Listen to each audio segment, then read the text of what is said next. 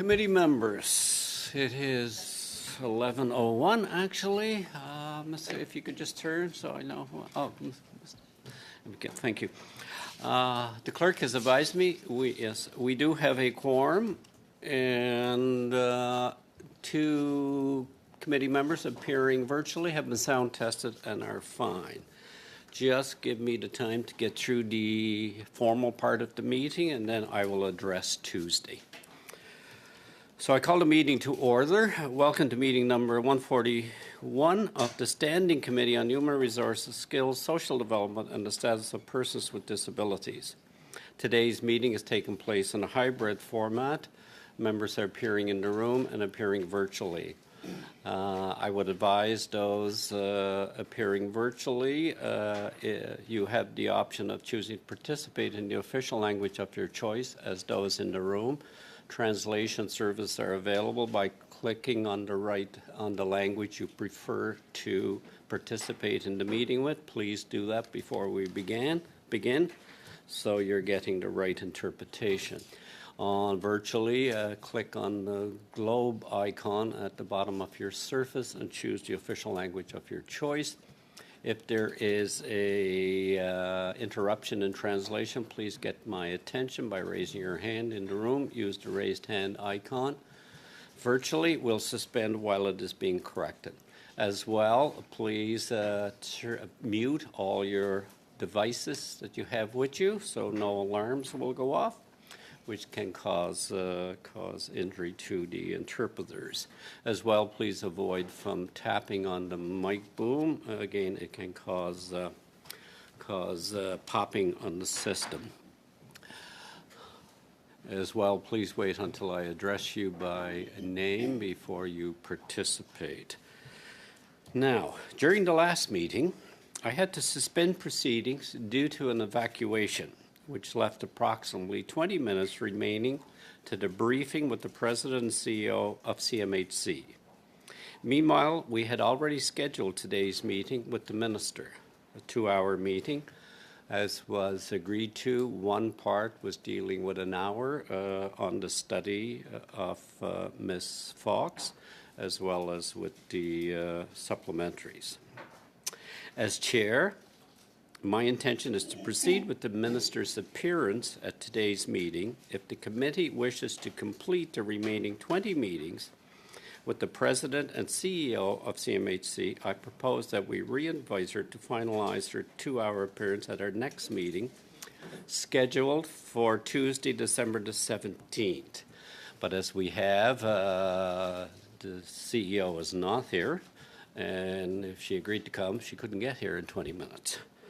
So we do have the Minister, which we've been waiting for. So what is the wish of the committee? Mr. Fragascatos, you had your hand up first. I move, Mr. Chair, based on the fact that we have a very busy agenda today, to adjourn the suspended meeting and move immediately to the agenda of the day. Okay, we have a motion, which is dilatory, so I'll put it to a vote. Motion to adjourn the suspended meeting. Hey, a recorded vote. I think your tweet's got about 12 likes. A recorded vote. We do have to deal with this, so we can move. Committee members, order. Thank you. Order. A clerk, a recorded vote on the motion of Mr. Fragascatos to adjourn the suspended meeting. Correct? That's the correct terminology? It would be to proceed.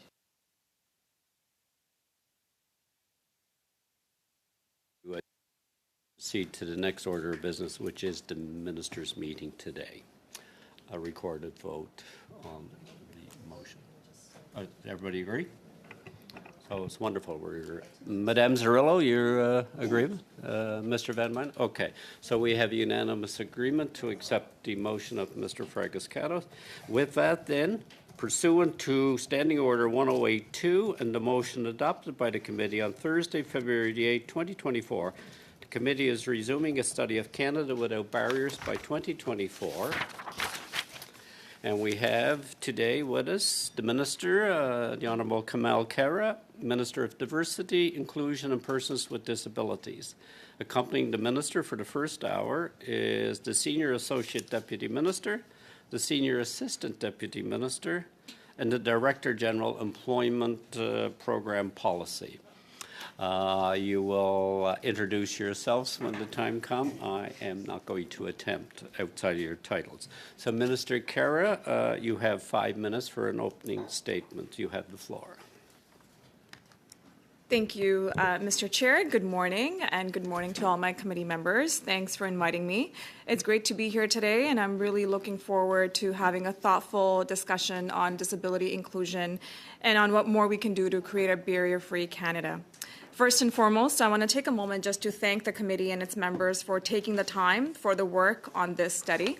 I can tell you, as Minister of Diversity, Inclusion and Persons with Disabilities, my goal is to build a Canada where everyone, regardless of their background or ability, has an equal opportunity to succeed. Since day one, we've been working in partnership with Canada's disability community in the true spirit of nothing without us to create a barrier-free Canada. But that doesn't just happen by accident. It takes deliberate and persistent action. And that's exactly what we're busy delivering on. Since being elected, we have made a lot of progress towards making Canada more accessible, particularly through the implementation of the Accessible Canada Act. In fact, this year marks the 5th anniversary since the Act came into force. And I want to take a moment, Mr. Chair, to highlight just some of the incredible things that we have accomplished together under the Accessible Canada Act. At the federal level, our government has implemented critical regulations that require federally regulated entities to transparently plan and to report to the public on their efforts to remove accessibility barriers. Accessibility Standards Canada was established to develop national accessibility standards in all the priority areas set out by the Accessible Canada Act.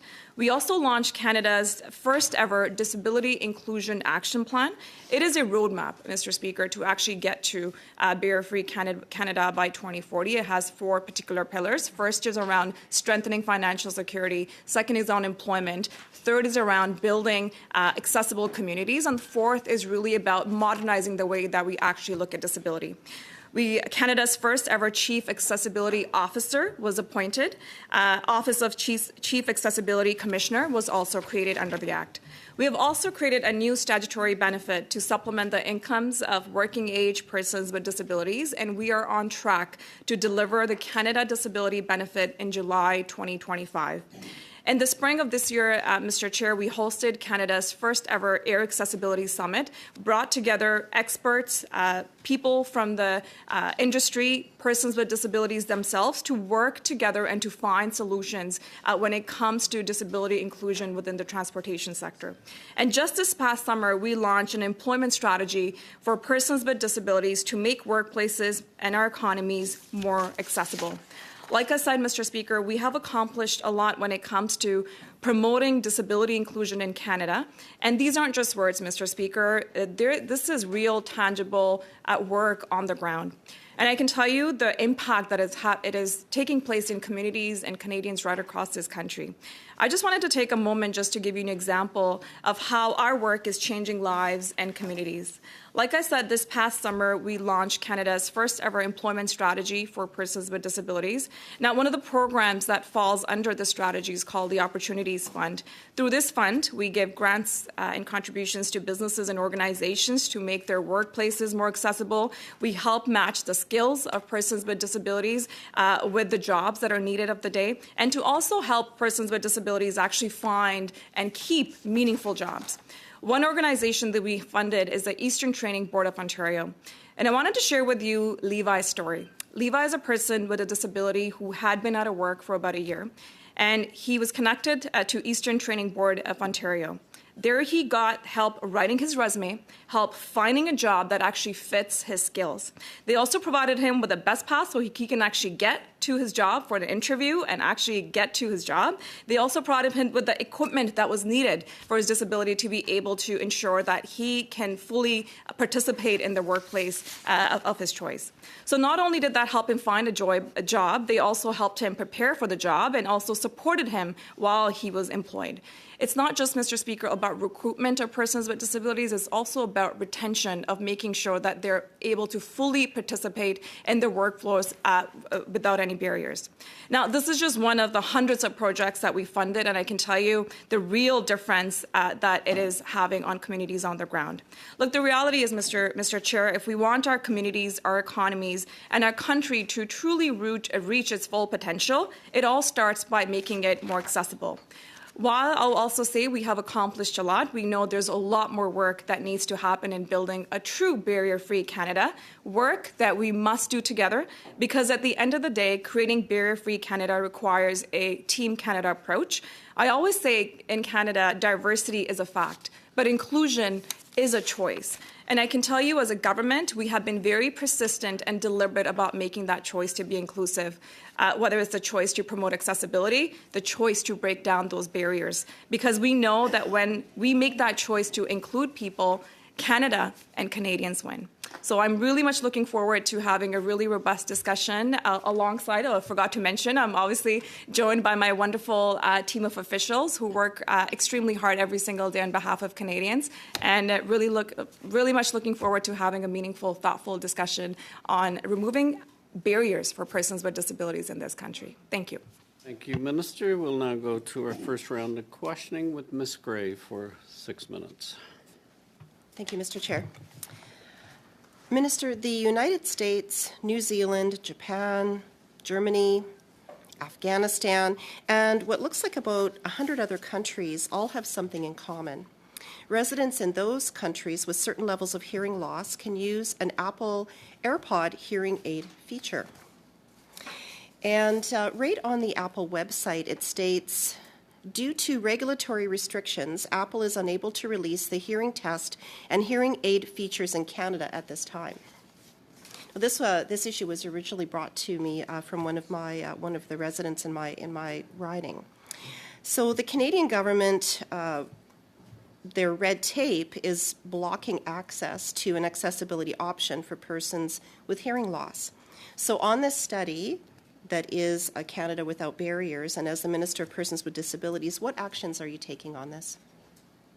Thanks for raising that question. And I think first and foremost, let me just take you back on where we actually came to building an Accessible Canada Act. This was about 5 years ago when we were able to, when this act came into force, and I think it's important for you to know this act is a foundation in really building and changing systems, systemic changes that need to take Minister, place in making that happen. What the question is, are you aware of this situation?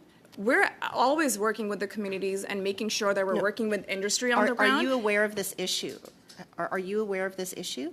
This is the first time I've heard this particular issue, but I'm happy to work with you and all members in this House to ensure that we remove barriers for persons with disabilities. Therefore, Minister, if you can commit today to looking into this and getting back to this committee by December 31st as to what you are doing and what your government is doing to remove these barriers so that Canadians have the same access that other countries have. Will you commit to getting back to this committee on that? I'm always happy to work with all members of this committee and all members in the committee, and happy to look into it. And I'll turn to my officials if they have anything to add on Minister, this my question issue. is, would you look into this and get back to this committee by December 31st? I'm always happy to look into it, but I'm looking to my officials if they have any It's a yes or no. It's a yes or no question. I'm always Minister. happy to look into it and get back to this committee. Get back to us by December 31st. Thank you so much. Appreciate that. Minister, the last time that you were at this committee in April, I asked you 3 times if Canadians living with disabilities are facing a cost of living crisis, and you would not provide a yes or no answer. So I'm giving you the opportunity for the 4th time today. Yes or no, are Canadians with disabilities facing a cost of living crisis? Mr. Chair, if I may, I think it's important to recognize after the pandemic, we've certainly seen challenges with global inflation that Canadians were facing, the challenges that Canadians have seen. But I can also tell you, Mr. Chair, through you, we have seen this particular year inflation has come down. We have seen the Bank of Canada Minister, cut interest rates not once, not twice, but 5 times just until, as Minister, we know Minister, my yesterday, question we have is- put forward supports for persons with disabilities on the ground. Minister, you're not whether- willing to answer if persons with disabilities are in a cost of living crisis? Mr. It's a Chair, yes or no question. Mr. Chair, if my honourable member would allow me to answer, like she never did last time I was here, I'll be happy to Yes or report no? that we're working with communities on the ground. For the first time ever, we have put forward a statutory benefit and Canada Disability Benefit that is going to help over 600,000 persons with disabilities that, So, that Minister, are going to back to my receive time. checks, Back to my Mr. time. We Speaker, usually July use of equal time here. 2025. So, Minister, you're obviously not willing to answer that, and that will be noted for sure by persons with disabilities and advocates of persons with disabilities for sure. As well, on the Canada Disability Benefit, which you just referenced, when did you determine that the maximum amount of $200 a month would lift hundreds of thousands of people out of poverty? When did you determine that that was the amount that would do that? Mr. Chair, through you, as the honourable member very knows, that the budget was tabled this year, where there was $6.1 billion what put forward to support persons with disabilities that is going to help over 600,000, Minister, that wasn't some the of the question. most vulnerable individuals with disabilities, to really close that poverty gap in this country. The Minister, first that wasn't of the its question. kind. The question, Minister, can you please answer the question? When did you determine that that was the correct amount? Mr. Chair, as the honourable member knows, budget was tabled this year, and we worked with the disability community from day one. $6.1 billion, the Minister, I'll single go to a different largest question 'cause budget you're not willing to item, answer that. this So budget, to support we'll move on Canadians to with something else. disabilities. Over 600,000 persons with disabilities will be getting their checks of July of this year, of next year, and we're going to make sure Minister. that Canadians get those supports. Minister, I'm going to ask you another question because you're obviously not willing to answer that either. You've spoken at this committee about getting arrangements signed with provinces to avoid clawbacks. How many provinces or territories have you now signed arrangements with or agreements with? Apart from the 4, every single province and territories have committed publicly that they are not going to be clawing back the benefits for persons with disabilities. In fact, you. I will tell you, I think it's important to recognize the collaboration we've been having. In fact, in Newfoundland and Labrador, because of the work that we have put Thank you, forward, Minister. Back to they my have time. actually, Thank you. I think it's important to know that people in Newfoundland Back to my or time, Minister. Labrador This is my are time. going to Thank get you. an additional I have another support because question of for the you. I've got limited collaboration that time we here, put so forward. thank And you. that's the type of leadership that it takes to work with Okay. provinces and territories. I'm going to ask you another on the question, ground. Minister. Earlier this year, you hosted a National Aviation Accessibility Summit, and the Accessibility Commissioner welcomed the event, but wrote afterwards, progress overall is slow, people with disabilities are rightly fed up, and we need concrete changes quickly. So my question for you is, how can anyone trust what is being accomplished when you host a summit and come away without any deliverables or timelines? Mr. Chair, after years of conservative lack of interest in persons with disabilities, we were able to put forward the first ever Air Accessibility Summit, working a lot, experts on the ground with industry, ensuring that persons no with action disabilities items out were of it, on though, the ground. Minister. We have committed to better data, and some of the... Thank you. I'm happy to come back to this later. Thank you. Ms. Gray, before I move to Mr. Long, I would simply ask, it is the members' time, and I respect the members' time in the questioning, but I would also ask for the benefit of the interpreters that not everybody speak at the same time. I'll be diplomatic. So now to Mr. Long for 6 minutes. Thank you, Chair. Good morning to my colleagues. And Minister, thank you so much for coming in. Just a couple comments. I think that as members of HUMA, as members of this committee, I think we've done some fantastic work for persons with disabilities, whether it's the Canada Disability Benefit that does come forth very, very soon, and the work that we've done, including MP Falk, MP Shabbat, on C-81, which was the Canada Accessibility Act. I mean, that's transformational work that we all came together and did great work on behalf of Canadians. So, you know, I'm proud of the work that our government's done. You know, is it ever enough? No, of course not. But we are making great strides forward, and I think that when I certainly talk to people in my riding of St. John Rossay, persons with disability, they're appreciative of what we are doing and the steps that we are taking to move this forward. So, Minister, my first question is, last week, the Chief Accessibility Officer, in talking about accessibility, said, and I quote, "In my 30 years, I've not ever felt such momentum in the right direction."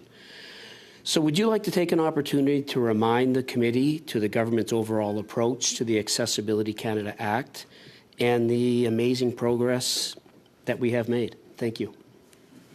Thank you for that, Mr. Long. And allow me to also just take a moment to thank members of this committee, particularly, who worked extremely hard. You know, when it's been 5 years since Accessible Canada Act came into force, we celebrated this 5 years this year.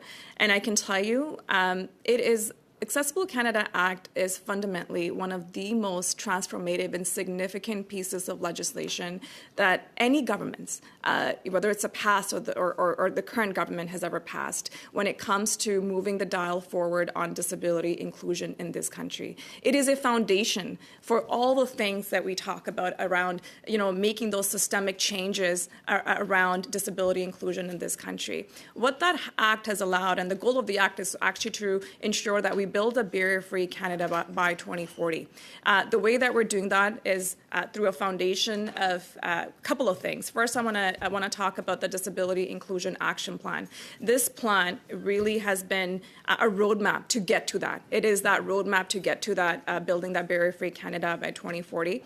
First, around strengthening financial security, that's one of the biggest pillars around this. We know, as I think we all know, and the studies that you have done at this committee, we know some of the most vulnerable, poorest people in this country that live in deep poverty are persons with disabilities, and we need to make sure that we do everything possibly to close that poverty gap. So one of the things that we have done, as you know, is put forward a Canada disability legislation, the Canada Disability Benefit, that is going to be going out to over 600,000 Canadians with disabilities, $6.1 billion that we have put forward, the single largest item in the budget this year. That's $2,400 per year for some of the most vulnerable in this country, the first ever federal budget, federal benefit of its kind. Second point is around employment. I think it's really important that we help find meaningful employment for some of, for people, living with disabilities, and making sure that we remove those barriers. The reality is, Mr. Long, we don't know. Anyone can have a disability at any given time in their lifetime, and we need to make sure, if we really want to build inclusive economies, we're removing those barriers. We have put forward Canada's first ever employment strategy for persons with disabilities, working with employers, working with employees, and working with the community in itself to remove those barriers. I talked about the opportunities funds that are really working alongside the community to match the skills of persons with disabilities to be able to get them meaningful work. At the same time, within ESDC, within our labor agreements that we have with provinces and territories, hundreds of thousands of persons with disabilities are able to get these meaningful jobs. It's not just about getting those jobs, it's about keeping those jobs. We know we also can't do this work alone. That is why we have a Canada Disability Business Council. This is the corporate Canada. We said governments can't do this work alone. It's a network of businesses, private sector, that has formed a network of businesses that are saying, you know what, we'll give you the best practices on including persons with disabilities into our economy, because I fundamentally believe when you include people, Canada and Canadians win. Thank you for that. And you know what? I mean, obviously, it's been in effect since 2019. It has been 5 years. But, I just think to my own riding, and like my own airport and bus station 10 years ago really didn't even have a ramp for people to get on a plane or to get on a bus. So it's just amazing how far we have come. We've got a lot farther to go. Just finally, can you just expand on how leading by example and influencing culture change is built into the Accessibility Canada Act? Thank you. Absolutely, and that's a really important question. And I think that within the act in itself, it's around changing and making systemic changes within our institutions. You know, you can't put a band-aid solution on something and say, you know, you fixed accessibility or you removed barriers. You have to change systems. That's why, you know, we have the chief accessibility officers, you know, that is doing incredible work cross governments, you know, with different provinces and territories within the private sector to really move the dial forward. We have the Office of the Chief Accessibility Commissioner, who is working alongside community members and making sure within the federal entities to ensure that regulated, to make sure that there's plans in place for federal entities around the governments. This is about tangible work to move forward. I'll come back to you around what this has meant for provinces and territories, because we have seen more provinces and territories step up and put forward accessibility plans after we passed the Accessible Canada Act. Thank you very much, Minister. Madam Minister, Madame Chabot, vous la parole pour 6 minutes. Ms. Chabot, you have the floor for 6 minutes. Thank you, Mr. Chairman, and thank you for your presence, Madam Minister. At the outset, I'd like to say that I believe in the goodwill behind the objectives in the Accessible Canada Act and the work that's been done. I think that the communities have seen progress more and more. We are sensitive to this issue, and it has to be done even more. We have to insist on the importance of inclusion so that everybody can be on an equal footing regardless of their disability. We know these are not homogenous groups, so we don't doubt your goodwill or the goodwill of the government. However, this is a part and parcel of the study we're undertaking. It said that the committee is concerned with the progress achieved. It's all very well to have objectives, but we want strategies for action too.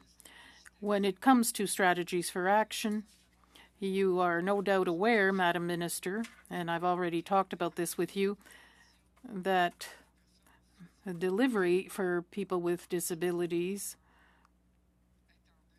has to be put in place next summer, and it still raises many concerns and indignation even, I'd say. Let me remind you that this legislation adopted in 2023 provided for 3 things. That the Governor and Council have regulations on criteria for eligibility and the conditions under which the benefit will be paid and the amount of the benefit or the method of calculation of the amount. You've already announced the amount, $200 a month, $6 a day. The groups are already saying we have the legislation from 2023 and amounts in 2025 that don't take into account what's happened in terms of indexation, cost of living, the difficulty that people with disabilities have to live.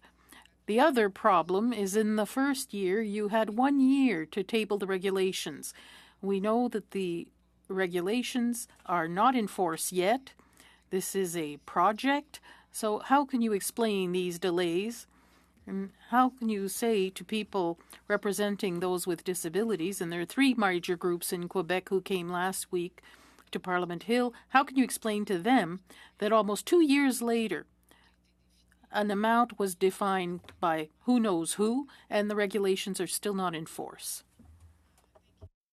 Madame Chabot, pour la question. And I want to first and foremost say I had an opportunity to meet with the 3 groups that you talked about when we celebrated the International Day for Persons with Disabilities on the Hill.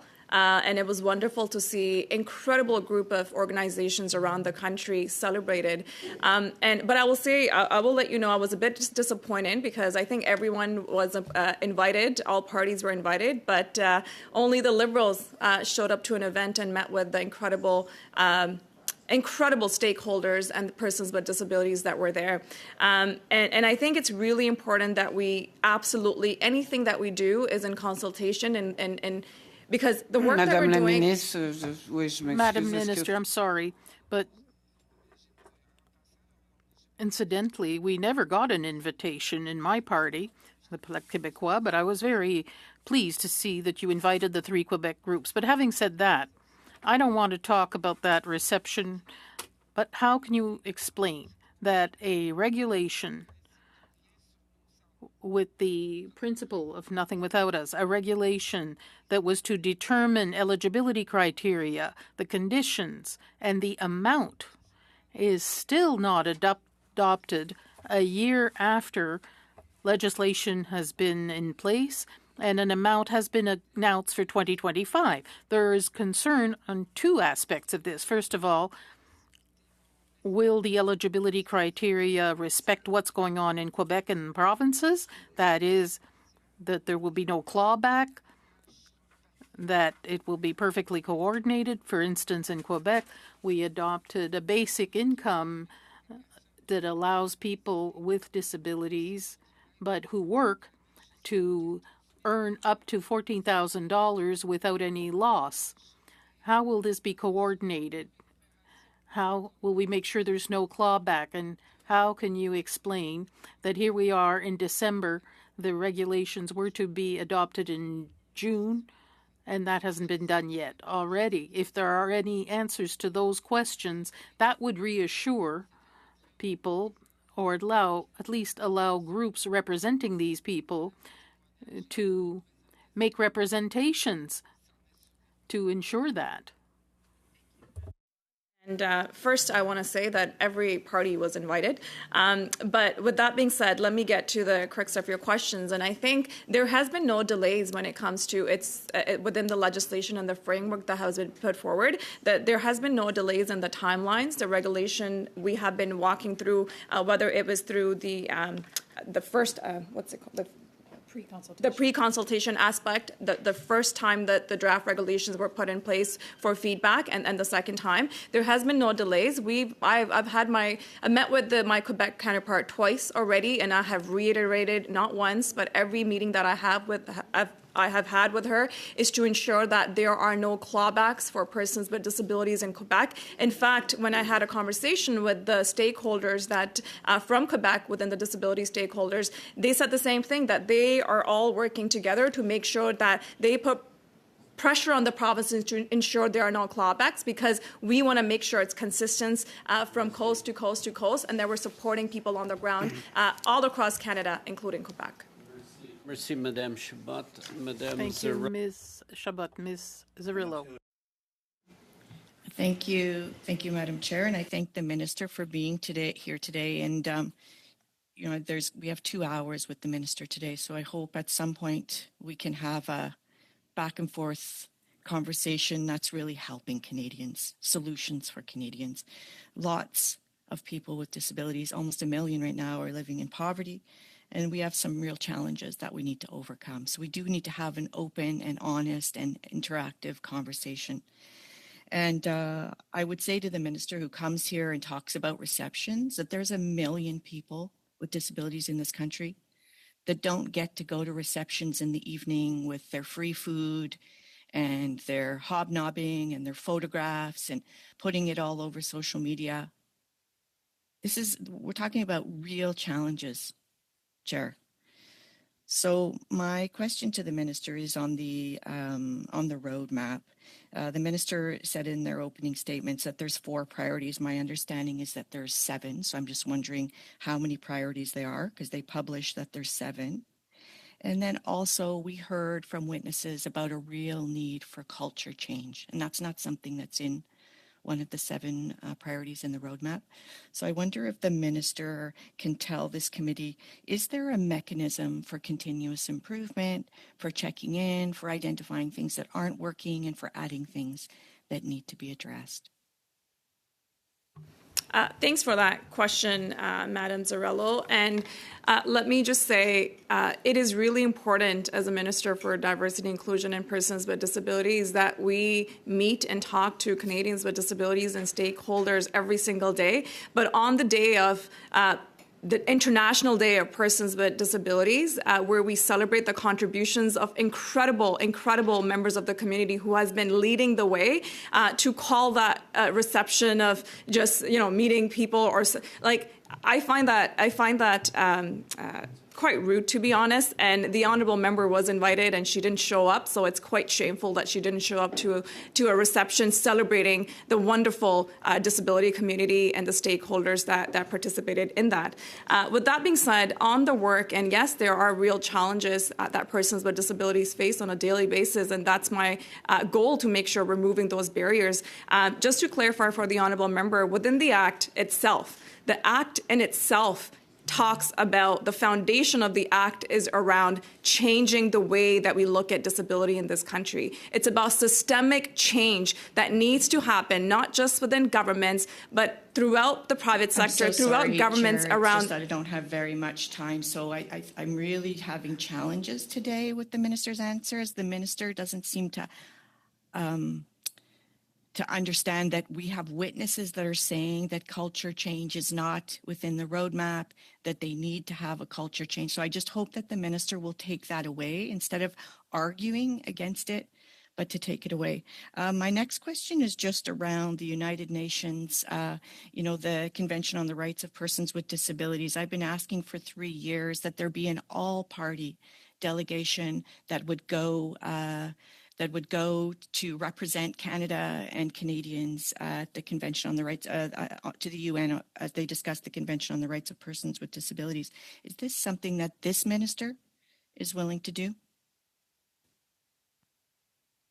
I'm always happy to participate at the UN, at any international forum talking about disability rights for talking about Canadians' rights for persons with disabilities. And it's really important that the voices of persons with disabilities are at the table. And I have made sure it is my priority to ensure that persons with disabilities themselves have seats at the table as a delegated members, whether it is at the UN or whether it is at the G7, that we had a great delegation of stakeholders that represented Canada exceptionally well, because there's a lot to learn from Canada when it comes to disability inclusion throughout the world.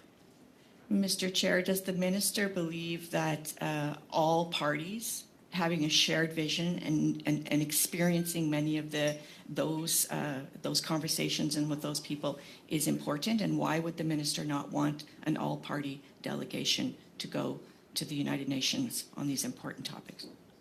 I'm always happy to engage anyone that wants to ensure that rights of persons with disabilities are at the table, but it's fundamentally, ensuring that we have persons with disabilities at the table talking about lived experiences and talking about, when you talk about nothing without us, it's ensuring that those voices are at the table and looking at the intersectionalities of those individuals at the table to ensure that their voices are represented. And I am proud of the civil society that has led the work in moving the dial forward on disability inclusion, not just in Canada, but throughout the world.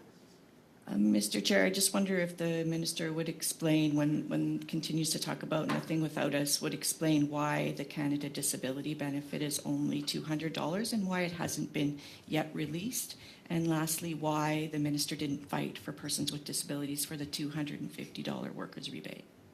Mr. Chair, through you, I fight for persons with disabilities every single day in my role as the minister responsible for persons with disabilities. I can tell you they have been, the community themselves and the true spirit of Nothing Without Us have been part of every consultation that we have done to support persons with disabilities.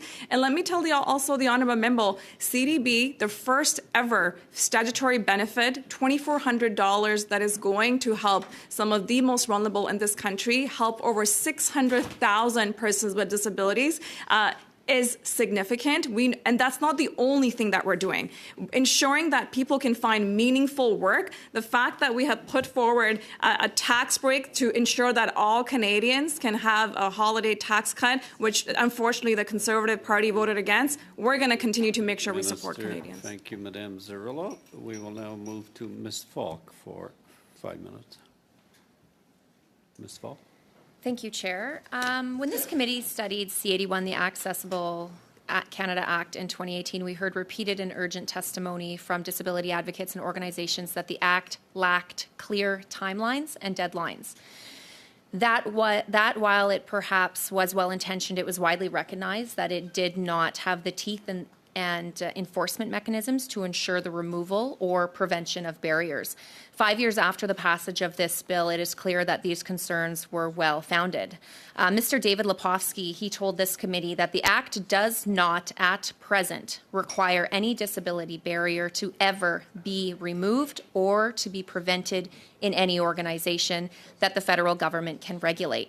Not one single accessibility standard that is enforceable in law has been enacted in the 5 years since this law was passed. As a result, progress towards accessibility has been glacial and agonizingly slow. So given that we are a quarter of the way to 2040, why have you failed to enact a single legally enforceable accessibility standard? Thank you for that question, and that's fundamentally not true. And to give you the Are you details, suggesting that the witness was misleading? I will make sure you have the exact information on that. But Are you suggesting that Dr. David Lepofsky was misleading this committee? I will give you the exact as somebody details. who has a disability, and this is what he does. Are you suggesting that he is misleading the committee? That is not what I said. Chair, I think Yes, we have a point of order. So. with respect, Chair, I think it's only fair that the minister has a chance to answer the questions. Thank you. I would remind the member, I'm It lenient. is my time. I'm lenient. It's the member's time. I just ask both participants to respect the fact that it has to be interpreted. Ms. Falk, you have the floor.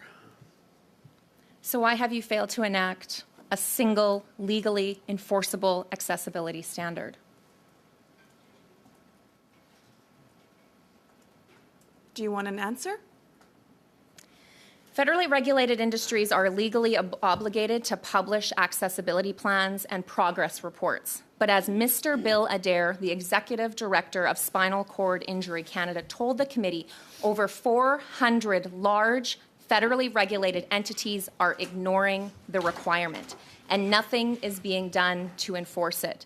So either the obligation is not legally enforceable, or your government is not requiring enforcement. Which one is it? Madam, Mr. Chair, through you, if the honourable member would let me answer the question. We have an Office of the Accessibility Commissioner that actually leads and does this work. And I would love to turn into my officials because she can give you the exact standards and regulations that we have put forward and that have been enacted on. But if I may. We've got two witnesses that have told this committee during this study. Would you like an answer? That it is not. Would you like an answer? Okay, so you can provide the answer in writing to this committee, please. I think it's important, since I have 2 hours, that you should get an answer to your question. Pardon me, Chair? Do you want an answer? Is that Mr. through you Chair, or is that through to you, me, Chair? if I may ask the honourable member, would she like an answer? Please provide the answer in writing. I've given two different You have questions. 2 hours, and Mr. Chair. I She has haven't 2 received it hours yet, with so if the me, and she department wouldn't could like. please She doesn't want to listen to provide an that. answer. Do you think that we can realistically achieve a barrier-free Canada by 2040 without compliance measures? We have strict compliance measures. If the honourable member, up to $250,000 in fines that can be enacted. But I would love to turn it to my officials. Tina, do you mind talking about it? Thank you, Minister. Mr. Chair, so I think it's important Could you to actually, recognize... would you be able to provide, I've got very limited time, and we know that it's been very difficult to get the minister here to this committee, so I would like to get whatever you're unable to provide right now in live time in writing to the committee. So you clearly don't want an answer. Are you able to provide the data to this committee to demonstrate the progress toward a barrier-free Canada, what the government has done? Provide that in writing to the committee, the department or the minister? Do you want an answer, Mr. Chair? Through you, if I may ask. Okay, so I'm going to say they're going to... Point of Order? Point of order. The minister is explicitly asked to answer the question, but she's not being allowed to. I've given her multiple opportunities. But she's and saying. she hasn't. But she, Through Chair, two she different would like to questions. answer it right now. Again, okay. She doesn't know the answer. Point of order is specific as it relates to one member interrupting another member. It is the member's time, and the member's time is to question the witness. The witness can choose to provide what information that is available, or can indicate they will submit it in writing at a later time. But it is the member's time. I'm lenient on both sides. What specifically state the point of order? It's my understanding that when a question's asked, the same amount of time the question took should be afforded to the witness. No, that's not. That's been a general practice, no, Mr. Chair? Is that not the, so you can ask a question and then Okay, not Mr. even ask the answer, Mr. not even wait for the answer and just Mr. ask a Cateau. question again over and over Mr. again? Cateau. Doesn't make sense. Can I respond to that point of order? No, Mr. Cateau, No? that is Okay. debate, and I'm going to conduct a meeting as to the order, to the rules of the House of Commons. Okay, The member thank you, has Chair. the floor. Thank you. For her time. I know just for, And just be careful. I well, would for, expect some courtesy to the witness, but it is your time. absolutely. member. And I just want to point out, Chair, that obviously I want an answer from the department and the minister, but clearly they're playing games and wasting time. I've asked the same question more than once, and I'm not getting, so just please table the answers to the committee. That would be wonderful. In her first report, the Chief Accessibility Officer had recommended that accessibility training be mandatory. She also told this committee that it would be hard to achieve a barrier-free Canada without doing so. Do you agree with her recommendation, yes or no? I work extremely closely with our incredibly Chief Accessibility Officer. Her recommendation? I work really closely with her, and I Okay, work I asked to for yes or ensure- no. This is where this is frustrating. Have you responded to her recommendation? And what actions have you taken to make sure and ensure that accessibility training is mandated for federally regulated workplaces? Training is an extremely important tool. That's something that we have been working Why is it not alongside. mandated? That's something that we have been working alongside all federally. That's a one way to ensure by Point of mandating order, this is Mr. one Chair, way to point of order. ensure that those with Ms. Falk, your disabilities can time is access. over. Ms. Falk, your time is over. We'll now Point go of to order, Mr. Mr. Chair. Your point of There order. has to at least allow the witness to finish the sentence.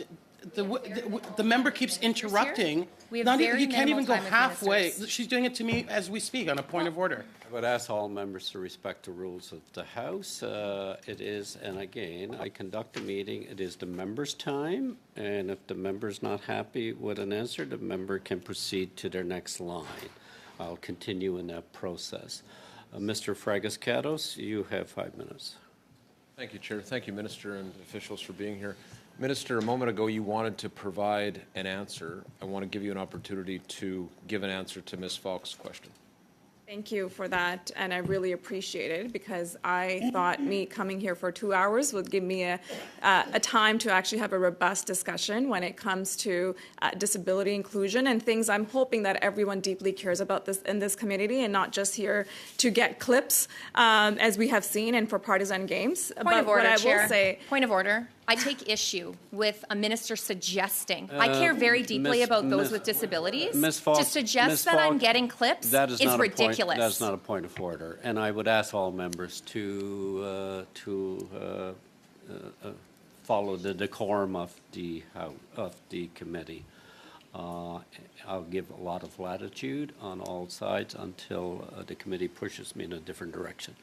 Mr. Fragas-Catos, you have the floor. And please, the rest of the members, respect that. I'll start the time again here, Mr. Chair. Again, I was just wondering if we could have an answer to the question that you wanted to give, and bizarrely, after almost 10 years in politics here, I've never seen a situation where a committee member, in this case a minister, is trying to provide an answer and not able to do so. So please give us the answer that you wanted.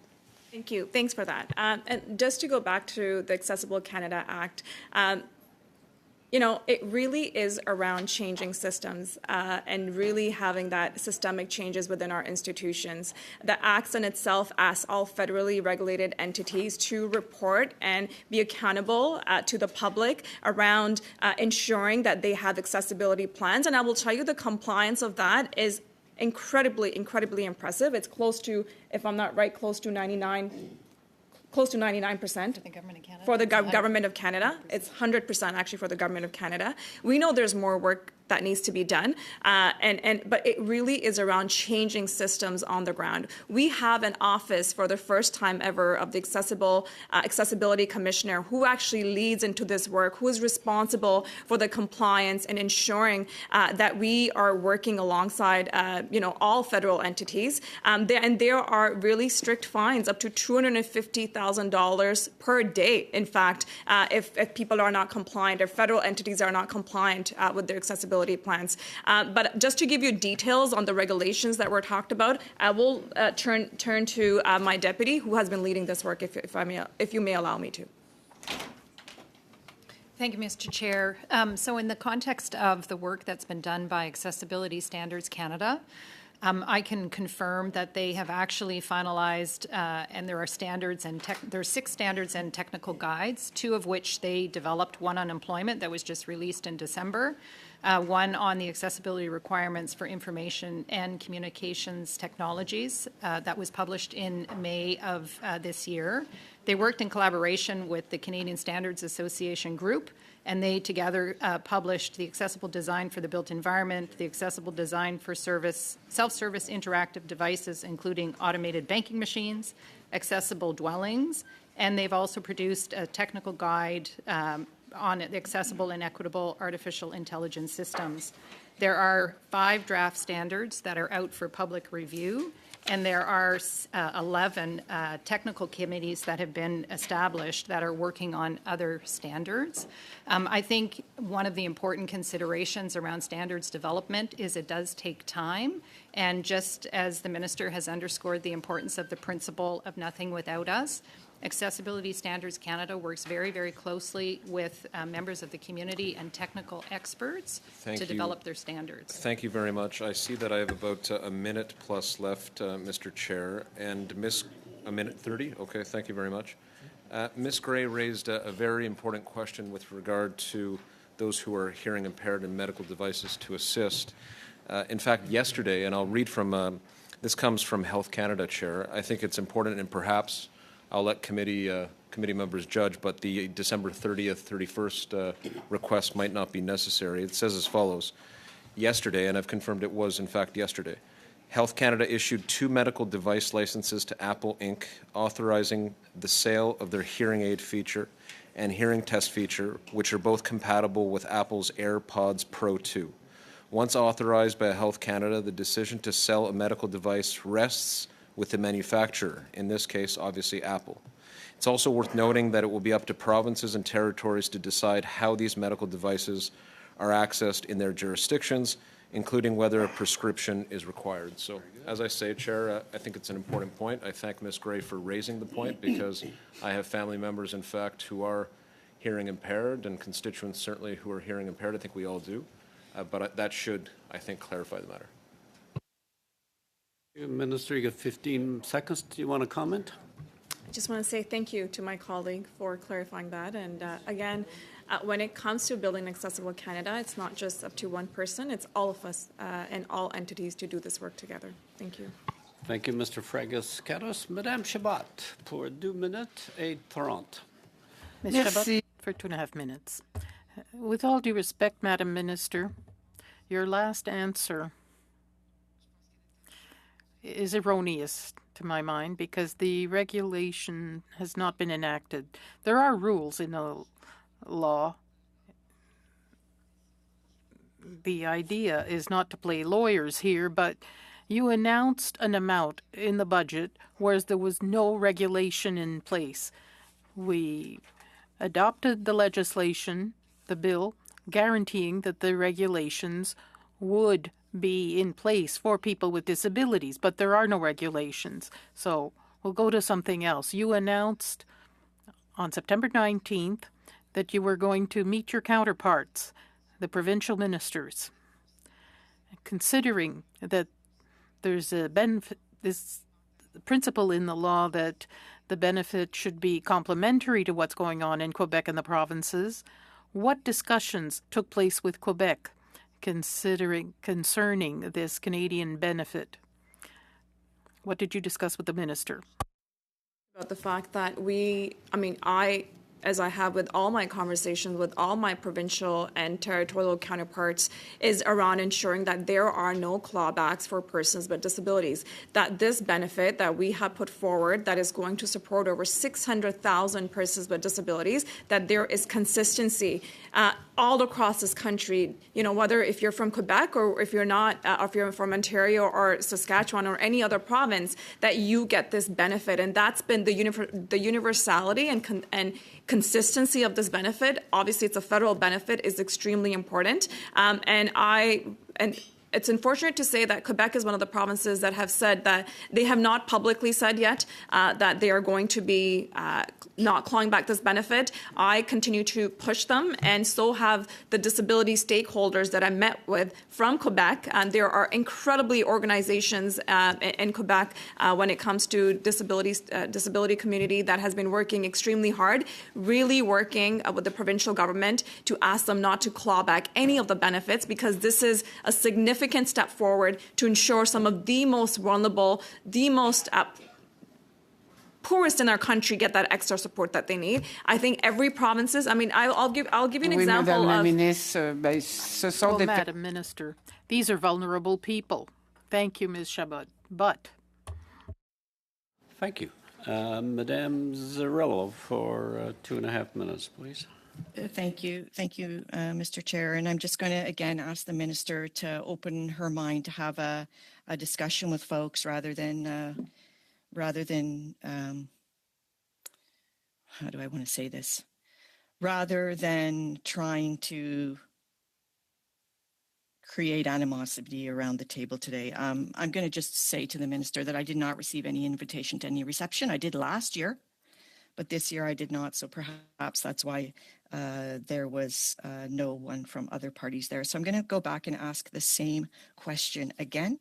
I'll start by saying that the minister has been very evasive. It's been very hard to reach the minister. It was hard to get the minister here. I have not been able to get a meeting with the minister after multiple requests over many months. And even before I brought a bill last week on clawbacks for the Canada Disability Benefit, I personally reached out to the minister to ask for a meeting, and the minister would not take a meeting. So I just would like an answer, because I don't get any access to the minister because she's hiding. You mentioned at the beginning of your statement there's 4 priorities in the roadmap. The roadmap says there are seven. Is there 4 or is there 7? And is there a mechanism for continuous improvement for the roadmap when you identify something that isn't working or something that is missed? Thank you, Mr. Chair, through you. A couple of things. First and foremost, there are 4 priorities for the Disability Inclusion Action Plan. There are indeed 7 priorities within the roadmap. So that I just want to clarify that for the honourable member. Third thing I'll say is the honourable member has been engaging with me ever since I became a minister for this portfolio. In fact, Madam, Mr. Chair, the honourable member has my personal cell number and has texted me, and we've had conversations around important disability issues. The member has the opportunity to meet with my staff multiple times. So for the member at this committee to say that she has not had access to me is it's simply not true. I have a lot of respect for the honourable member.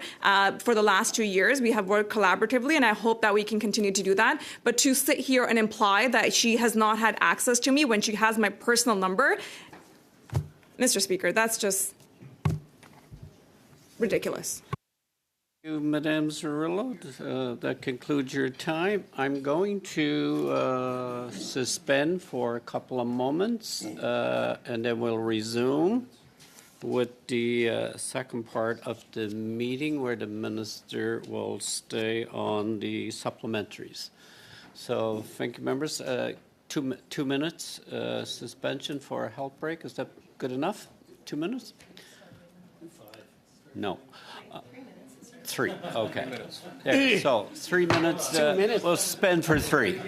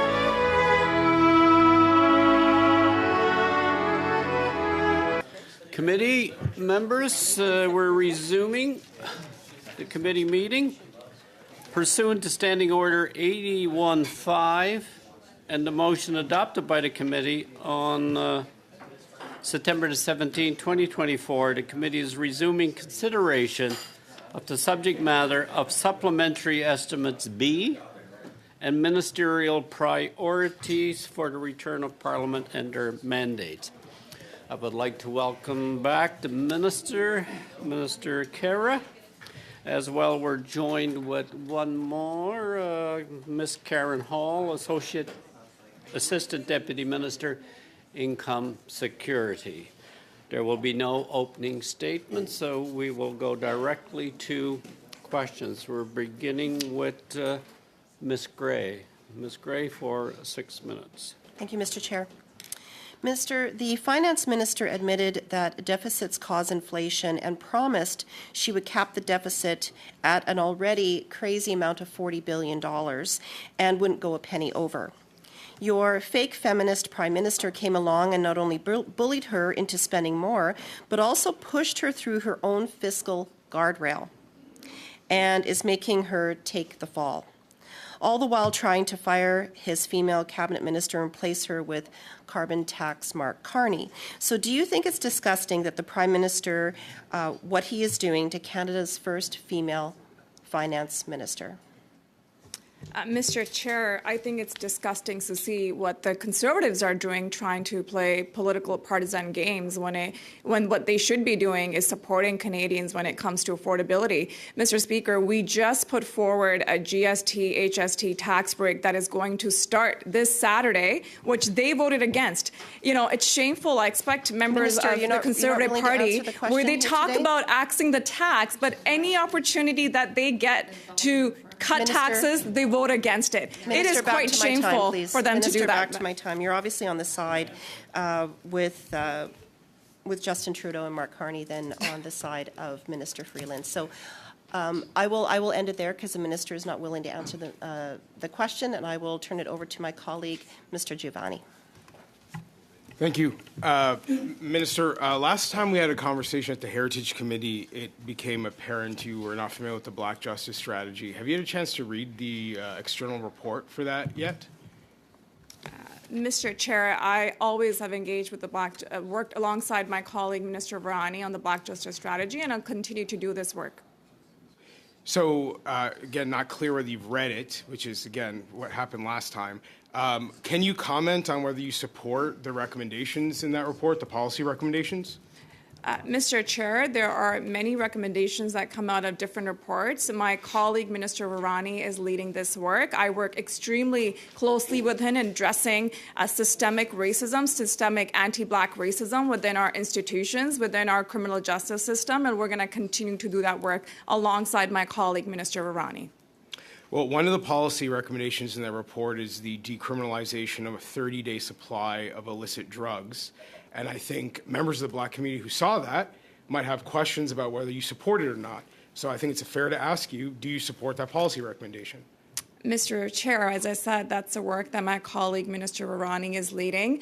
We work extremely closely with the Black stakeholders across this country, addressing systemic racism within our institutions, within our criminal justice system is extremely important. I work alongside my colleague, and when the Justice Strategy comes out, the honourable member can look into it and read it and really understand what it aims to do, rather than try to imply. Has called this history-making and a milestone for Black people in this country. And I think it's fair for Black people to then look at it and say, is this what you intend to do to our communities? Do you intend to decriminalize a 30-day supply of drugs in the name of diversity, equity, and inclusion? And to pose that question to a minister and a member of the Liberal government's cabinet. So why is this such a difficult question to answer? Mr. Chair, clearly the member, I've known this now for a long time, and it was very clear in our last interaction, the member does not understand what diversity, inclusion, and equity actually means. Thank you for articulating that. Maybe I can ask you some questions and learn something today about diversity and inclusion. I've got a statement here from a witness who appeared before the Justice Committee, Rachel Cook from the University of Alberta, who said, and I quote, "I think the EDI system has made the problem of anti-Semitism worse.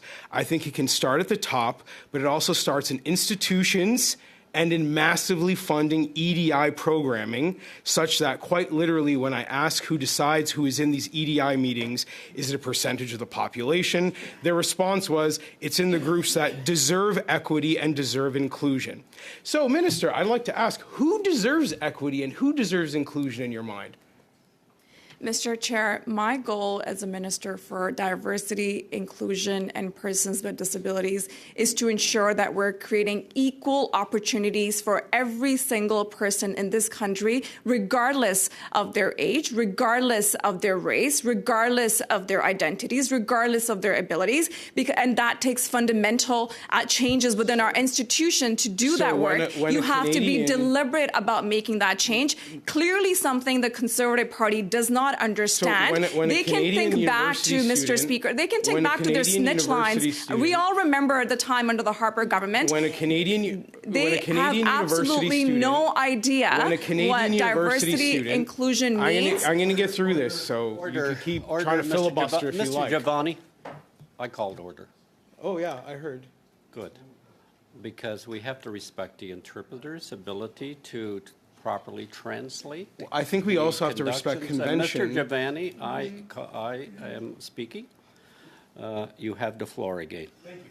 So when a university student from our country says that diversity, equity, and inclusion is disadvantaging her community, your response to that is, well, I just going to keep making these blanket fluff statements. She's asking quite clearly, you as the Minister of Diversity and Inclusion are in a position to answer her question. How do you decide who deserves equity and who deserves inclusion? Why are there Canadians who feel excluded by your DEI framework? It's clear that the honourable member does not really understand. He does not understand that there are systems in place that anti-Black racism, systemic racism is a real thing. It has root causes within our institutions, and we have a responsibility. Every single person should have a responsibility to ensure we do everything to be very deliberate about including people, ensuring that they have an equal opportunity to fully participate in our economies and our country. Thank you, Mr. Chair. Your time is up. We'll now go to Mr. Van Bynen for 6 minutes. Mr. Van Bynen? Thank you, Mr. Chair. I have to admit, I'm somewhat disappointed in the tone of the dialogue going on here. Reminds me of a phrase that my father shared with me, and that is, people who value themselves by their ability to diminish others will forever live in the darkness of their own shadows. So I'm hoping that we can take this conversation to a more productive tone. I do want to clarify that there's been a lot of discussion about the disability tax credit. Can you explain to the committee why the government chose to use this tool and the ongoing work to improve its accessibility? It's always good to see you, Tony, and for always bringing us to the important issues that I know Canadians and particularly persons with disabilities really deeply care about. I can tell you, disability tax credit, I know there's a lot of discussion around this within the disability community. I've heard from the community around the use of the disability tax credit. I want to let the community know that we really try to see how we can first and foremost improve the disability tax credit to ensure that we remove all the barriers for persons with disabilities. And one of the things that my colleague, who is responsible for the DTCs, actually it's run through CRA, is my colleague, Minister Bibeau, that we actually have an advisory council, stakeholder group within, including persons with disabilities in it, to ensure that they remove those barriers within and make it more simplified to actually have access to it. One of the other things that we wanted to make sure is that there's universality and consistency without provinces and all across Canada to ensure that it doesn't matter where the persons with disabilities are actually living, that they can get the same amount and same access to the Canada disability benefit that they receive in any other province. The other thing thing that we have done and what was in the budget is one of the biggest barriers is around actually removing the cost of actually accessing these forms. So in the budget, we received additional dollars to ensure that we remove that cost that persons with disabilities may have to give to a medical professional to fill out that form. And at the same time, we have in the budget received funding for a navigator program to ensure that some of those really hard to reach community members, persons with disabilities, can actually get access and work with community members to get them the disability tax credit. It's about making sure, because we know people with disabilities and people that can access the disability tax credit, it gives them an avenue to other benefits, not just the federal benefits, but other provincial benefits as well in some provinces and territories. So it's really important that we do this work, and we're really ensuring that we make it as barrier-free as possible to ensure that persons with disabilities can get this support. But I'll turn to Tina if I missed anything. Tina, you want to add in on the disability tax credit? Thank you, Minister. I think you covered everything that was really the justification, and the other point for us that we considered in the context of how can we deliver the benefit as quickly and as efficiently as possible. You know, we heard from the community members that they were looking for the government to move expeditiously, and the use of the disability tax credit enables us to do that, rather than some of the other suggestions that have come forward that are administratively quite complex and would take a significant time to really work our way through. So it was really the speed, the efficiency, and ensuring that we could get the benefit to those who are deserving of it as quickly as possible. And so in Budget 2023, the government invested $10 million to the Social Development Partnership Program to help address the unique needs and ongoing barriers faced by persons with disability by investing in capacity building and community level work for Canada's disability organizations. And I know many of those organizations are struggling. Can you speak to the impact of this program and why it's crucial for the federal government to support the not-for-profit and accessibility sector in this way? Absolutely. We're so proud to work alongside some incredible organizations on the ground. And I can tell you, I met with some people, and some of these organizations are, one or two people really trying to make a difference in their communities. And fundamentally, systemically, they have faced so many barriers to actually access and to really build their capacity for this organization to, move forward and to really dive in and support their community. That's why this funding is so important for some of those really, they use every penny possibly to support, some of the most vulnerable in their community. And it's really important that we work with them to ensure that they have the capacity so they can, function fully and to be able to really reach some of those hardest to reach individuals with disabilities to ensure that we're providing them with that support that is so important. Thank you. A key part of realizing the Accessible Canada Act is the work of the Accessible Standards Canada. And we know that developing and implementing standards for accessibility must be done hand in hand with the disability community in the true spirit of nothing about us without us. Deputy Minister, can you outline how Accessible Standards Canada works directly with the disability community in developing these accessibility standards? Thank you very much, Mr. Chair. I think as mentioned earlier, the work of Accessibility Standards Canada is very much done in consultation with persons with disabilities, and as part of the standard development process, Accessibility Standards Canada has set up technical committees, and those technical committees include experts as well as individuals with lived experience. And they're used very much to inform the content of each and every standard that's been published and or under development. Thank you, Mr. Chair. Madame Chabot pour 6 minutes. Ms. Chabot for 6 minutes. I have 6 minutes, Mr. Chairman. 6, yes. Thank you. First of all, Mr. Chairman, I'd like to thank you for your work as a chairman. It's very useful. because there's the tone here this morning and the way of doing things. We're in a parliamentary committee here. We're receiving a minister. We have important questions for her. I'd also say to the minister, in the future, if you want the questions in advance, we'll provide them to you, because sometimes the tone of the answers can be questionable as well. Anyway, I hope that we will have some kind of decorum here. We do represent groups. We represent people. Not everything's going well in this world. If things were perfect, we wouldn't even be sitting here. The Accessibility Act is 5 years old. There are measures that should be reinforced. The Canada Disability Benefit, I'm sorry. If everyone had applauded, we wouldn't be here putting questions to you. But that's not the case, Madam Minister. So I guess that things aren't perfect. I suppose in your answers you will be able to tell us concretely and objectively what we need to know. So I'd refer to the last question I put to you. In your mandate, because we were around the table, or many of us were around the table, examining the bill and see it to fruition for that benefit. Your predecessor can be proud of that, and rightly so. But we also knew that no two provinces are alike when it comes to support for people with disabilities.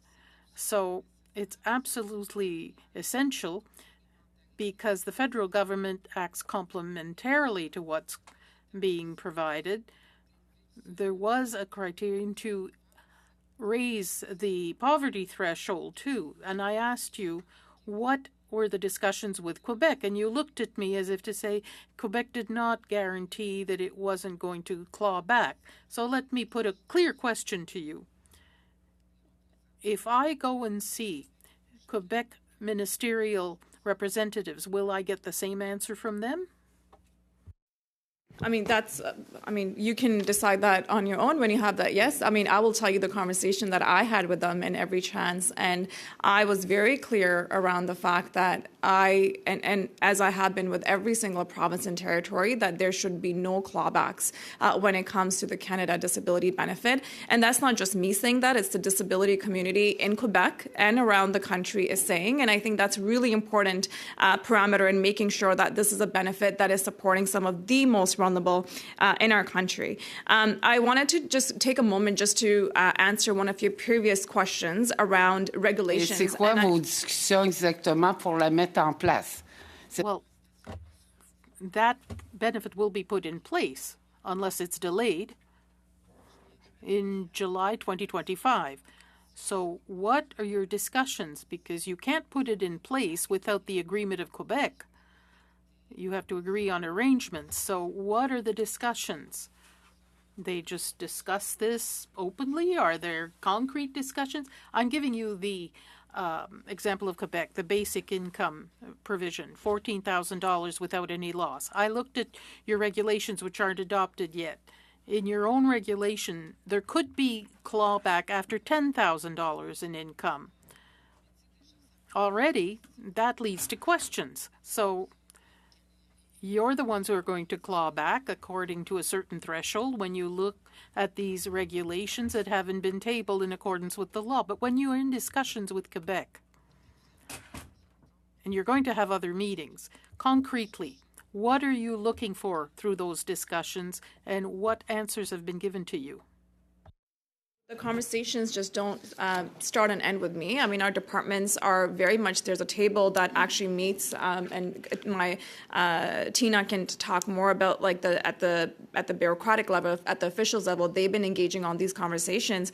But I will tell you, to one of the questions that you talked about on regulations, Usual regulation takes about 24 months. Any other regulation takes about 24 months. The fact that we're moving forward so diligently and quickly, as well working alongside the community, because we really have to make sure that the voices of community are part of the discussions when it comes to the regulations we put forward for Canada Disability Benefit. We're actually moving in a very significantly faster way because we know it's so important to get this benefit out to Canadians who need it. This is a first benefit, as you know, of its kind, a federal benefit that is going to support some of the most vulnerable in this country. But I want to talk to Tina, if you want to talk about the discussions with Quebec, with the officials, to answer the question. Merci, Madame la Ministre. Thank you, Madam Minister, but I've waited 24 months for the regulations. In the legislation, it says 12 months after royal assent. Mr. Chairman, perhaps I could offer some clarification here.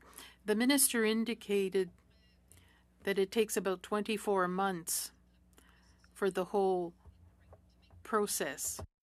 In this case, we are actually moving very expeditiously.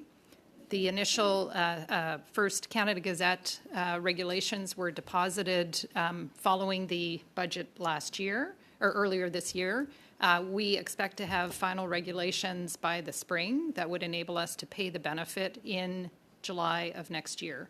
So really, it's quite a very fast time frame relative to what you would typically see in any regulation-making process.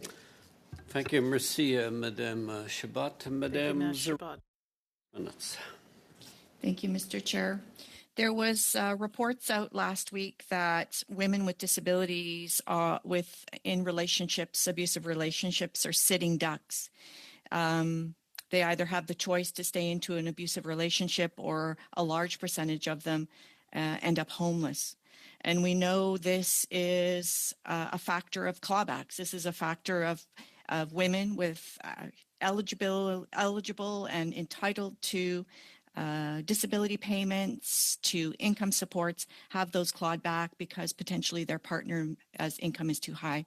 So this is very important in regards to marriage equity. It is very important to autonomy, and is really very important to safety of women with disabilities, that their income supports are not clawed back. So as we think about the Canada Disability Benefit, I'm wondering what the minister is going to do to protect women in this area, and also to ask the minister if she has looked at my bill, C-422, which talks about no clawbacks and independent income supports rather than household eligibility.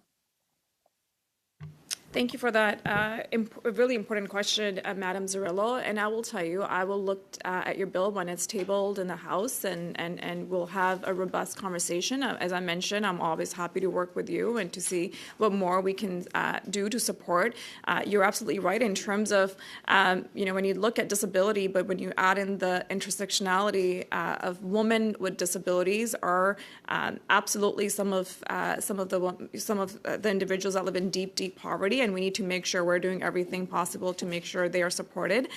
Gender-based violence. So sorry to cut you because I cut you off, Minister. I think I only have 2.5 minutes. Can I get an answer from 6 minutes, potentially some of your staff there? What is the choice right now in regulations for the Canada Disability Benefit around household versus individual income? Could I please get an answer on that? Clarify, Madame Zarrillo. You have 6 minutes. Thank you, and I will turn to Alicia to provide you with that answer. Thanks, Ms. Zarrillo. Thank you, Mr. Chair, and good morning, and thank you for the question. So in the draft regulations that were published in Canada Gazette 1, the Canada Disability Benefit is income tested, and it will be income tested on the basis of household income. And so to the member's question, we are aware of the concerns around the potential vulnerability that creates. It's something that we're quite conscious and concerned about. However, given that the benefit is intended to support those who are most in need, it's important to consider the overall income that an individual have access to. And this is relatively consistent with how other income-tested benefits in the federal government and elsewhere Thank you so much, are Witness typically Ram. structured. So I'm just going to go back to the minister and just say, Minister, the nothing without us means that this needs to be income tested on an individual. These benefits are because we have an ableist society where persons with disabilities do not have the same access. And I would say I totally understand what Witness Ram is saying, that this is the traditional method, the long-standing method. We need a modernized approach to income supports for persons with disabilities, not just in this area, but also in the disability tax credit. It's very medicalized right now. I would ask that you look at the opportunities to really modernize, and I would ask you to look at my bill 422. It has already been tabled. It's been on the table for a week to take a look at it. This is what people are asking for. This is what it looks like to champion rights for persons with disabilities.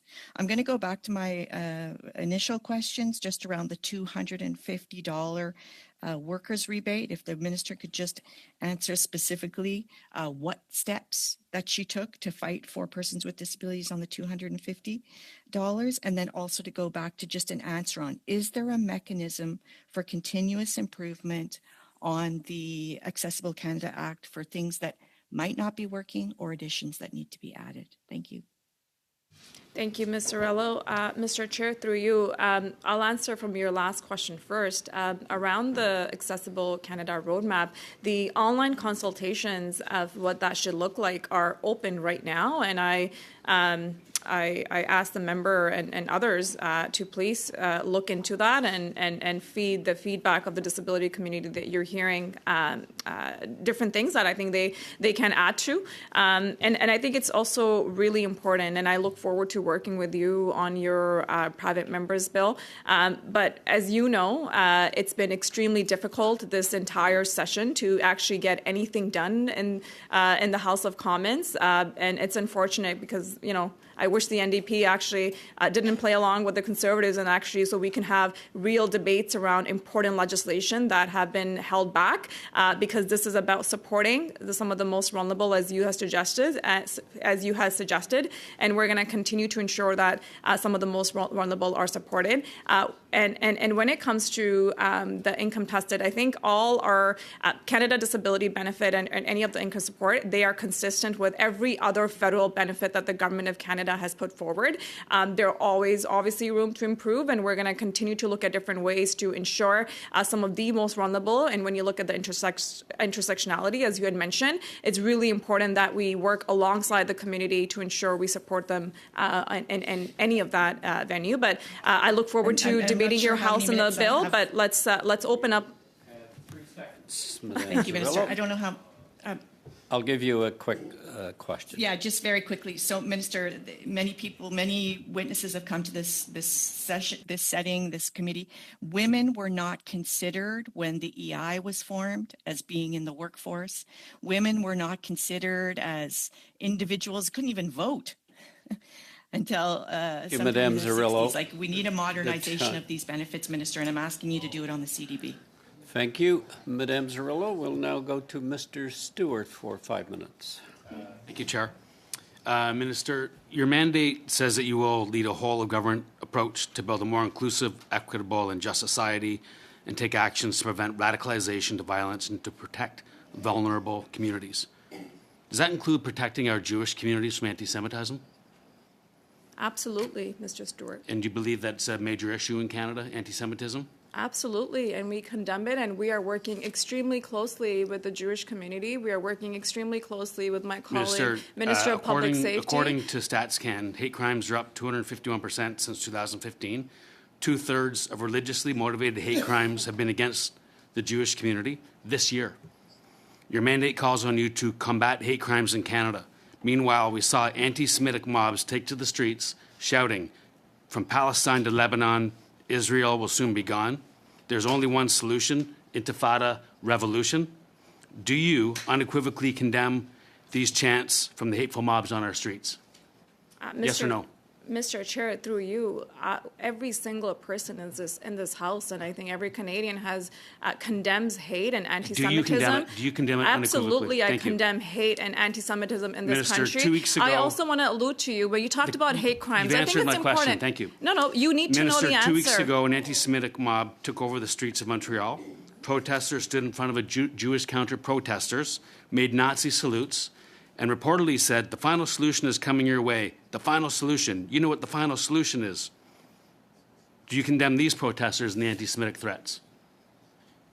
Mr. Chair, every single person we all condemn unequivocally anti-Semitism or hate of any form in this country. In fact, I have put forward Canada's first ever action plan on combating hate, $274 million that we have put forward, Mr. Chair, and the Conservative Party of Canada voted against it. It is shame on them to pretend to care about hate in this country when every chance that they have gotten, they have voted against it, including they issued a declaration calling the barbarism of October 7th justified and necessary. A justified and necessary act of resistance, settler colonialism, genocide, and apartheid. Point of order. Mr. Long? Chair, the minister has clearly said she condemns these acts. Thank you, Mr. Long. Thank you, Mr. Long. Next debate. We'll return the floor to Mr. Stewart. What's your point of order? Thank you, Mr. Chair. Just on that point of order, I'm just wondering, Mr. Chair, if you can ask the minister to control herself and stop screaming, which she's been doing through most of this committee, and actually control herself. She's been yelling through most of this committee. Going into debate. It's coming from both sides. I'll give a lot of latitude. The member that's currently questioning has the floor, and I would expect both the member as well as the witness to respect one another. Thank you, Chair. Thank you. Notwithstanding, according to the U of T sociologist Robert Brime, most Jews feel unsafe and victimized. Does that surprise you? Mr. Chair, That's a yes or no. My friend, a heart surgeon who teaches heart surgery at U of T, was walking to work. He was prevented from going to work at U of T campus to teach young aspiring doctors. Do you know why? Because he was Jewish. No one from government stood up and spoke out for that man and others like him that are just trying to go to work and teach our young doctors how to treat hearts. Is that acceptable? Mr. Chair. I'll take that as a chance to respond. Mr. Chair, we condemn hate and anti-Semitism and hate of any form in this country. We're not seeing it, Chair. I cede the rest of my time to Tracy Gray. Thank you, Mr. Chair, may I ask if I'll get an opportunity to answer the question that the members have put forward? I will give you the time, and I'll keep it out of the time. So, yes, go ahead, Madam Minister. It's significant. Answer the question. Thank you, Mr. Chair. Mr. Chair, we condemn on this side unequivocally any form of hate or anti-Semitism in this country. Mr. Chair, we have actually put forward Canada's first ever action plan on combating hate, $274 million supporting communities on the ground. We have put forward $25 million for new Montreal Holocaust Museum, which the Conservative voted against, $5 million for the first ever National Holocaust Remember program, which the Conservative voted against. Thank you, so it's shameful for them to pretend like they care about hate when they have not supported the work that we're doing. Thank you. Order, please. Ms. Gray, you have a minute and 20 seconds. Thank you, Mr. Chair, and it's really disconcerting that the minister is so unwilling to answer so many questions here today on a variety of very important topics. There's been a lot of word salad, very confrontational responses, and that's really, really unfortunate. I would like to bring forth something that is extremely important that we're seeing play out in all of our communities and on our streets. And I would like to move a motion, Mr. Chair, and you should see that it's on order. Given that across Canada, 44% of Canadians feel worse off financially compared to last year, a third of Canadians are experiencing an inadequate standard of living, nearly 1 in 4 Canadians are experiencing food insecurity, nearly 1 in 5 children live in poverty, representing nearly 1.4 million children. The committee undertake a study on poverty in Canada, and in particular, the way in which poverty is measured and tracked in Canada, and the lived experience of those deemed to be above and below the MBM poverty line, and that the study be prioritized, and that the study be comprised of no less than 12 meetings, that Statistics Canada officials be invited to appear as part of the study, and that the committee report its findings and recommendations to the House. Thank you, Mr. Chair. Thank you. I have a speaker. The motion is in order. It can be moved and debated. So, and it has been circulated in both official languages. Mr. Fragascatos on the motion currently introduced by Ms. Gray. Thank you, Chair. Our side is very open to looking at that very subject. Poverty is a crucial issue in this country. We all agree to that. However, 12 meetings would take up the entire agenda, or nearly the entire agenda of this committee going into the spring and into June. So I wonder if the member would be willing to accept two amendments. In fact, we'd go from 12 meetings to 4, and we have other matters that the committee has already agreed to. So removing the call for prioritization would be part of the amendment that I'm putting forward. So those two changes. Amendment moved by Mr. Fragascatos. You've heard it. It would reduce the meetings to 4 and allow the committee to decide priority by removing the reference to it being prioritized. Discussion on the amendment? Ms. Gray? Thank you, Mr. Chair. This is a very important issue, and I will reference a couple of things here. First, Food Banks Canada, their poverty report card, as well as Campaign 2000's report on child poverty, as well as the MBM, that's the market basket measure on the poverty threshold by Statistics Canada, which reports poverty rates. All of the information from that provided is very, very dismal and very concerning. We know that child poverty has increased at record rates for 2 years in a row. We also know that the cost of food has increased 35% since 2015. Canada has seen 358,520 more children living in poverty than during the height of the pandemic in 2020. And across Canada, nearly 1 in 5 children were living in poverty, representing nearly 1.4 million children. Really, this is across Canada, and the percentage of children living in food insecure households also rose in 2023 from 24.3% to 28.5%. And so, as this committee is the Human Resource Committee, this is incredibly important. We also know just a cost of living, the cost of housing, a lot of issues that we deal at this committee are very important, and we feel that this is something that should be prioritized, which is why we have that in there. That's not something that we wouldn't be able to support. This is too timely to push this off. This is something that should be a priority for this committee. And so, based on what's proposed, we wouldn't support the amendment for the reasons that I've been given, or the reasons I've given. Thank you, Mr. Chair. Thank you, Ms. Gray. We're still on the amendment. Mr. Fragascatos, then Madame Chabot on the amendment. Thank you, Chair. Again, our side is not saying that the issue is not to be considered. It should be considered here. But we also have agreed that we would look at other issues that are relevant to the committee, including issues relating to seniors and other matters.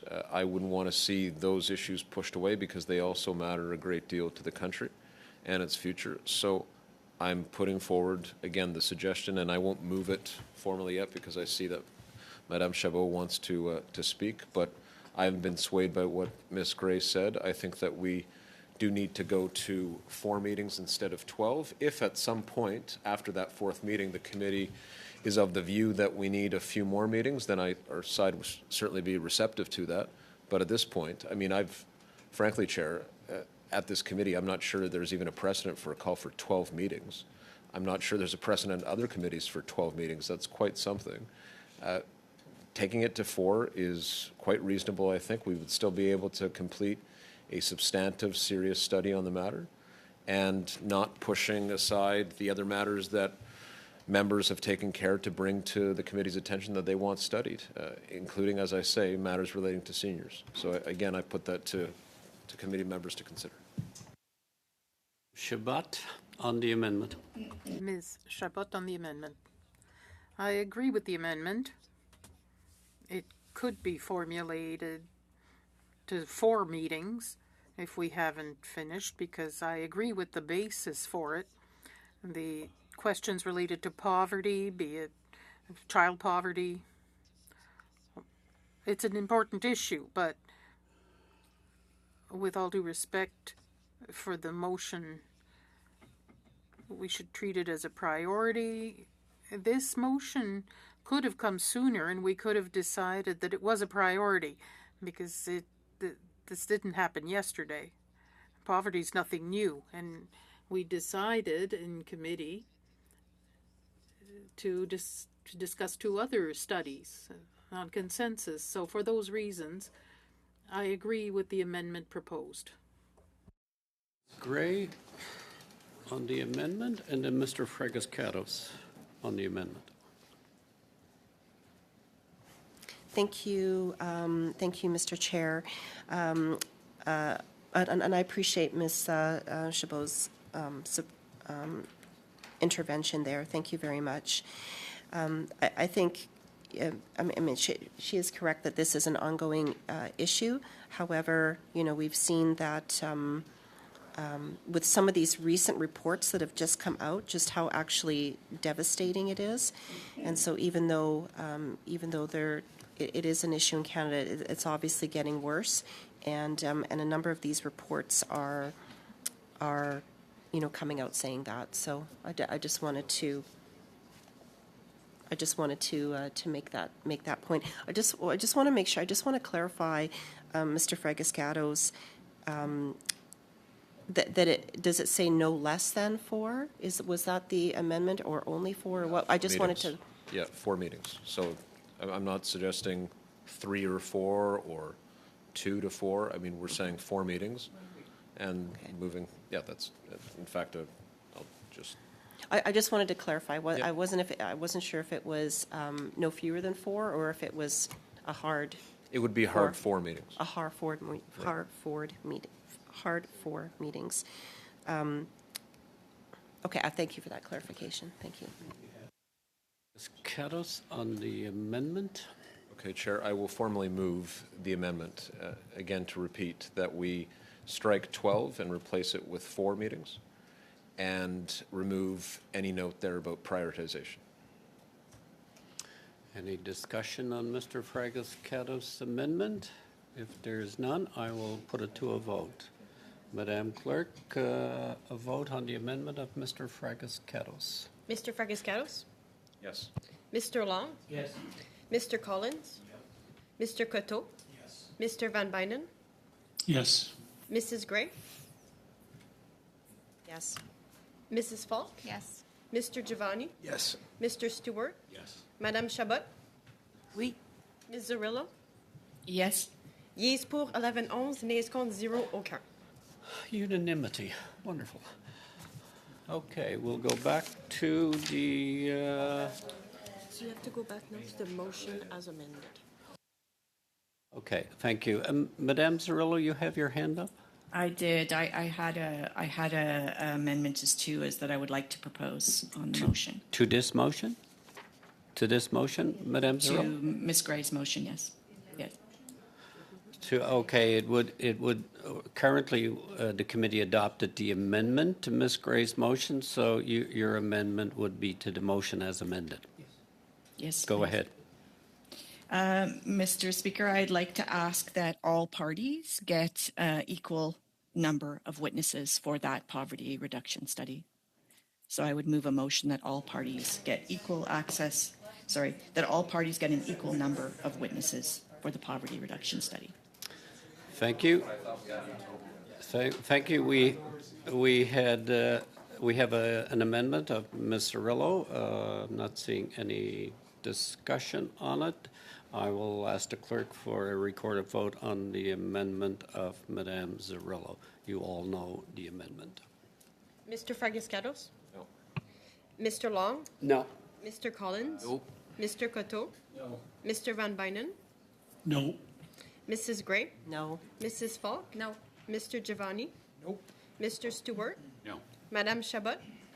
No. Ms. Zarrillo? Yes.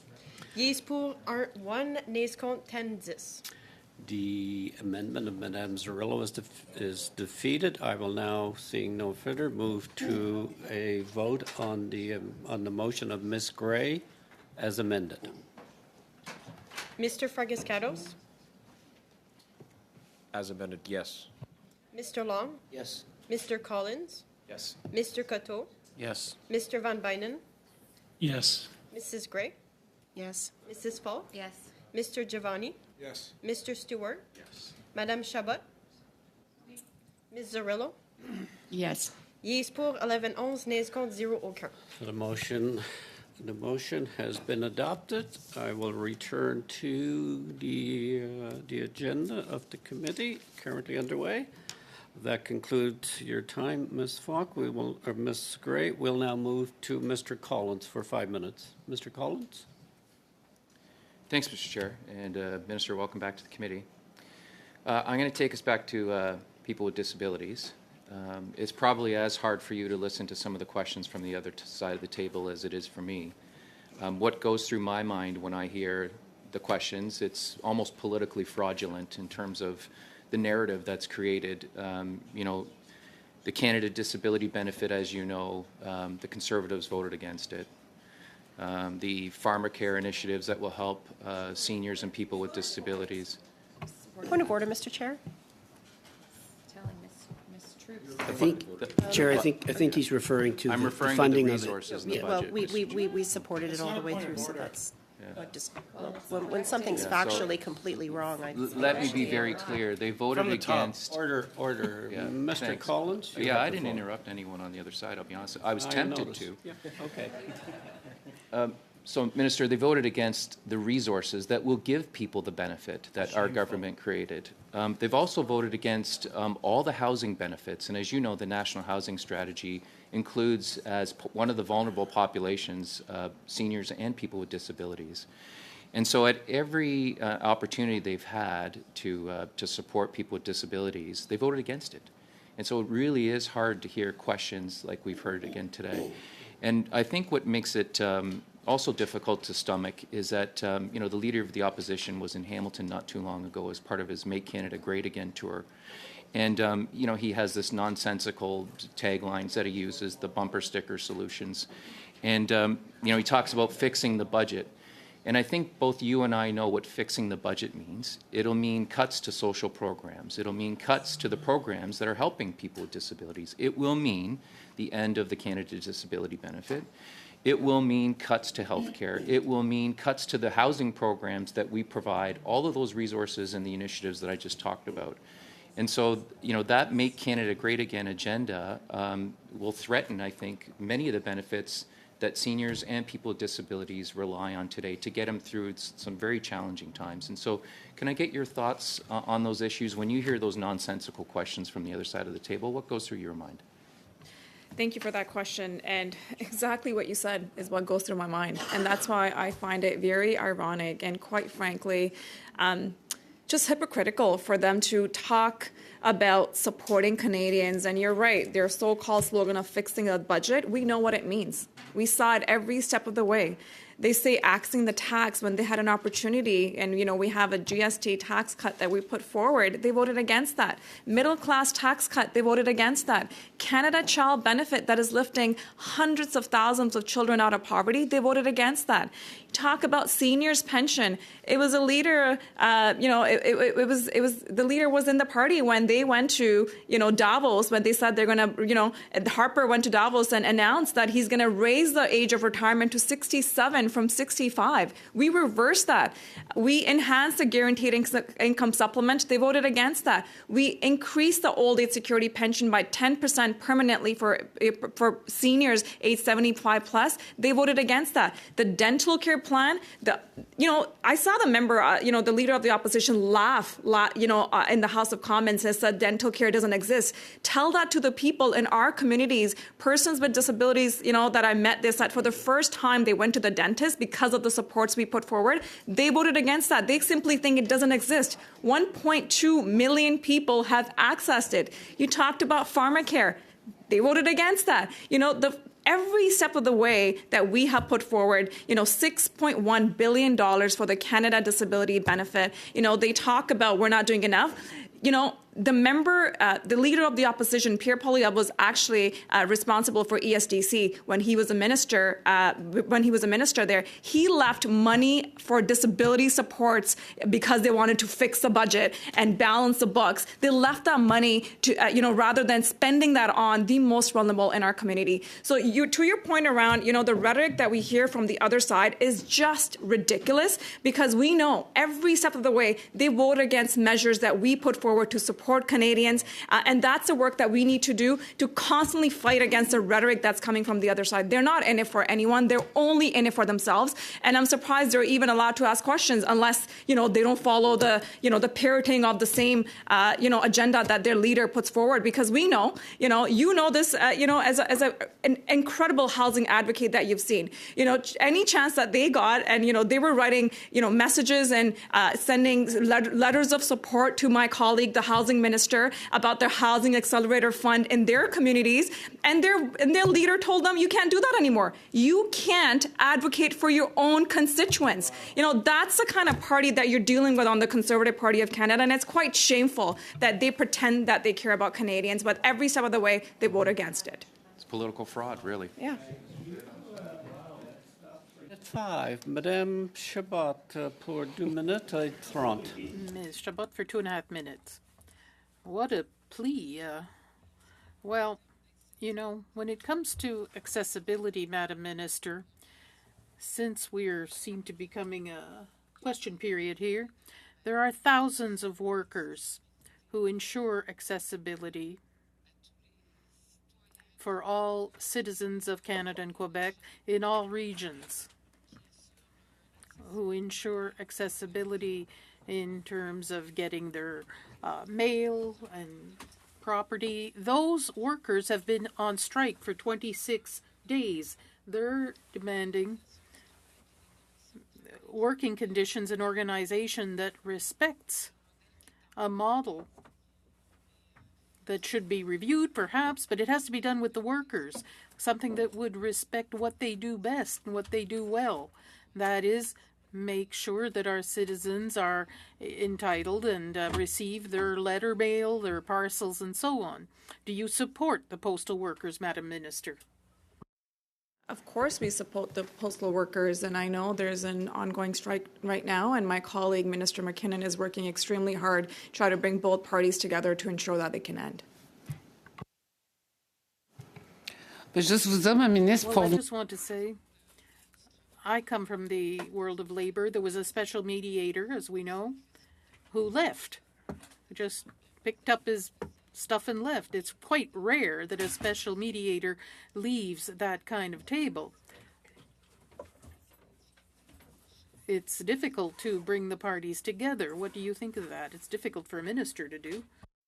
This is the work that my colleague, Minister McKinnon, is leading, and I will tell you, I know even in my own community, I think people want, and we always say, I think the best deals are actually made at the table, and that's where we hope that both parties can agree to and come up with solutions for workers, and also ensure that we can get the strike over. So Canadians, and I'll tell you, there's people in some of the most in rural, remote areas that really need, when it comes to sometimes their, medication, or someone needs, of course, it's holiday season coming up as well.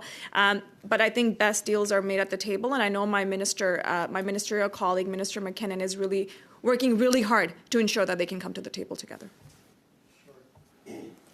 En terminant, les travailleuses et les travailleurs. Closing, the workers are asking your government to intervene with their employer, Canada Post, so that there is a negotiated contract. So we will get support from you.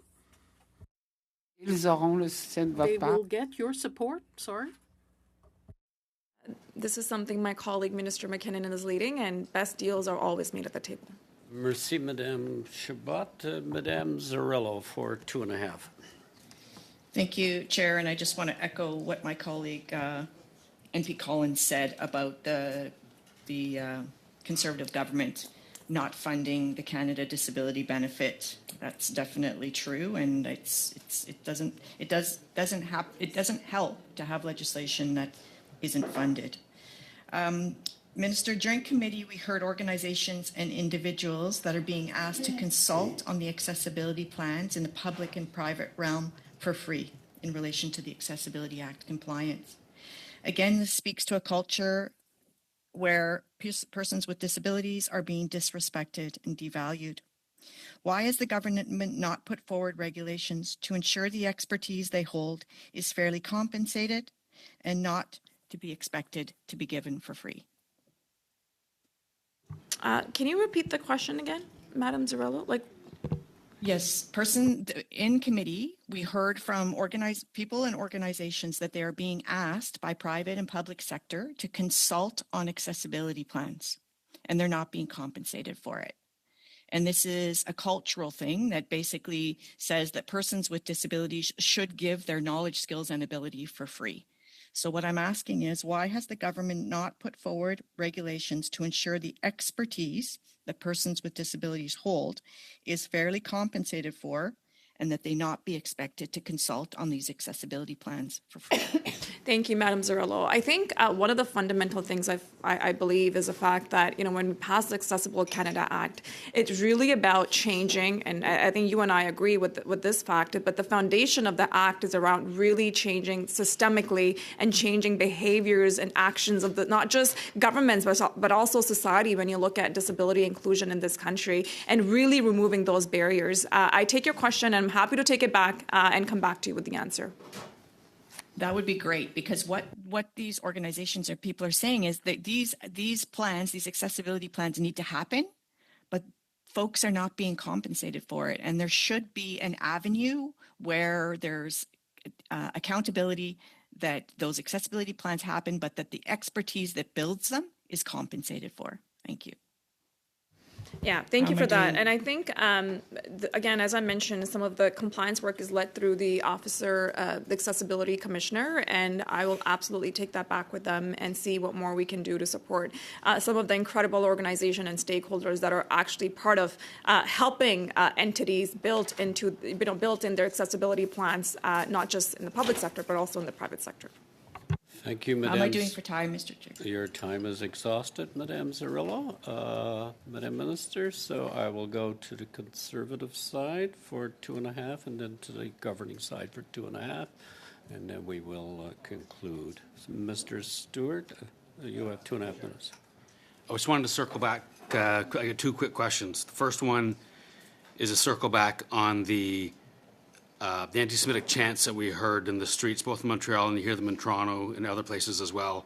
For example, from Palestine to Lebanon, Israel will soon be gone. There's only one solution, Intifada revolution. Do you specifically condemn these chants? Mr. Chair, I condemn any hatred or any form of anti-Semitism. I would like to know if you condemn these chants specifically. Mr. Chair, I condemn any forms of hate or anti-Semitism that's not an in answer this to the country, question. and that's why we've actually put forward for Canada's first That's ever not an answer to the action question. plan on combating hate. $274 Minister, I'll ask the questions, please. which the Conservative the Party of synagogues Canada and Jewish voted schools against. are being shot at and We have firebombed put in forward. Toronto, and is this acceptable? I did not hear the question. I'm sorry. Synagogues and Jewish schools being shot at and firebombed in Toronto, is that acceptable? Not at all. Absolutely. Do you specifically condemn it? Absolutely. Do you specifically condemn the chants? I condemn any form of Please hatred, answer the question, any yes or no. form of You're not answering intolerance the question, in this Minister. country, Mr. Speaker. We have seen extremely I will high say rise that in hate in this country. people in my community are not feeling safe because of the lack of action from the government. Hate crimes are up 251%. 2/3 of those crimes this year are targeted at the Jewish community. They're religiously motivated, and your government has done nothing but foster anti-Semitic sentiment. All I want to know, yes or no, do you specifically condemn the chants that I referenced earlier? $274 million for Canada's That's money action and plan words. on That's combating that is hate, not having an supporting effect. Jewish Can you communities please on the condemn ground. the The chance or no? Conservative member I'll sitting take there that as has no, you voted don't against condemn the it, anti-Semitic just like the chants. Conservative Party of Canada, Mr. Chair. It is shameful that they pretend My to care about constituents would assess your communities when government they as being vote against silent on every single anti-Semitism. measure In that this we have country, put largely forward to unopposed by support you and the Canadians. Prime Minister. We have seen. Order, Mr. Stewart, please. Pas au règlement. Point of order. The interpreters are unable to provide proper interpretation because of this. Okay, Mr. Stewart, you have 26 seconds left. Okay. My constituents would assess your government as being silent on anti-Semitism in this country, largely unopposed by you and the Prime Minister. We have seen the denial of rapes and savagery of October 7, 2023, pervasive anti-Semitism and anti-Zionism. 3, the denial of Jewish history itself. Jewish people tell me they've lost hope in you and the Prime Minister. Many have lost hope in Canada. Many plan to leave. This hurts our country today and for the coming years to come. Culturally and economically. People very close to me are ready to leave. Thank you, Mr. Stewart. Will I get an opportunity to answer that question? Please, short answer, correct. Mr. Chair, the Conservative Party of Canada, under the leadership of Pierre Poilievre, have voted against $274 million to combat hate in this country. They voted against $25 million for a new Montreal Holocaust Museum, $5 million for the first ever National Holocaust Remembrance Program, funding for Holocaust Education Center, something that the communities have asked for, enhanced security measures for synagogues in this country. They voted against every single one of them. Shame on them. Thank you. Mr. works. Coteau, do you wish, or Mr. Collins, the last 2 minutes? Minister, do you want to take the last 2.5 minutes to just expand on what you were saying? Thank you for that. Thank you for that. And, you know, Mr. Chair, I have to say it has been an extremely difficult time for so many communities in this country, particularly the Jewish and Muslim communities. We have seen the rise in hate and the anxieties that have been fueled by hate and division. And you know, Mr. Speaker, what doesn't help?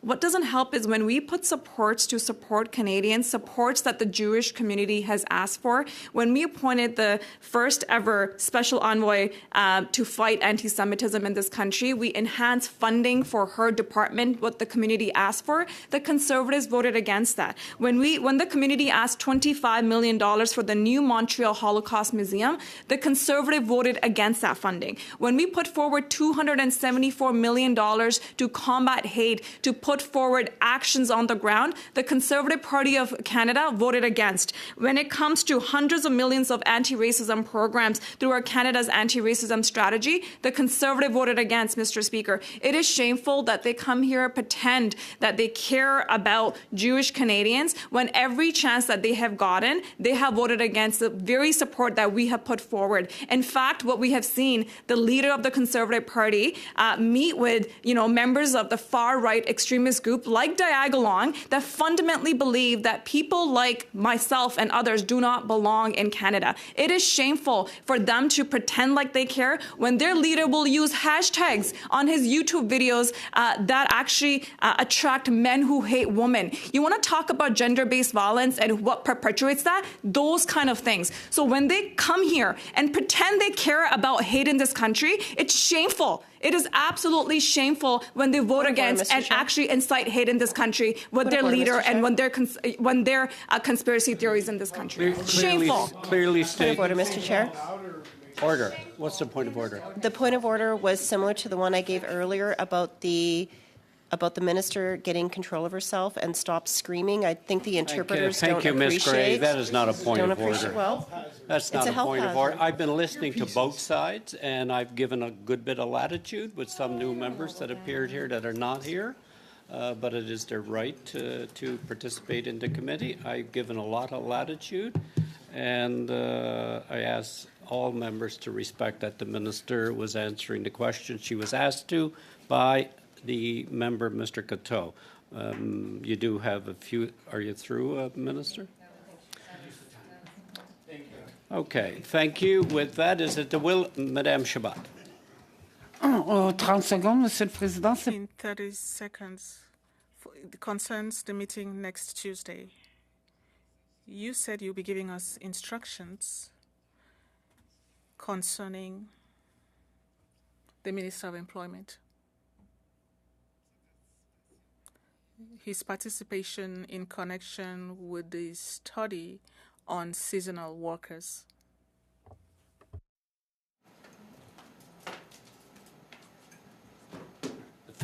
Thank you, Madame Shabat. The invitation has been extended to the current minister, and I'm waiting for a response, but it's still, that part of your study still has not been finished.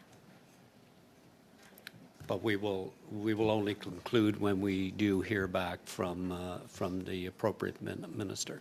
Thank you, Madame Shabat. Is it the will of the committee to adjourn? Yes. Adjourn. Thank you all.